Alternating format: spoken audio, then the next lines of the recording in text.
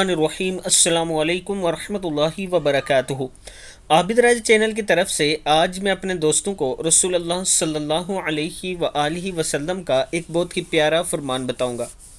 آپ دوستوں نے اسے غور سے سننا ہے۔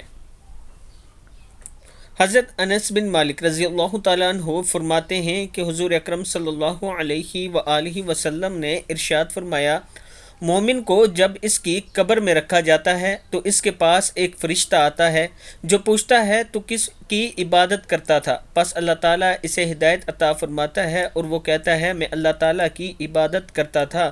پھر اس سے پوچھا جاتا ہے کہ تو اس عظیم ہستی سیدنا محمد صلی اللہ علیہ وآلہ وسلم کے متعلق کیا کہہ رہا تھا؟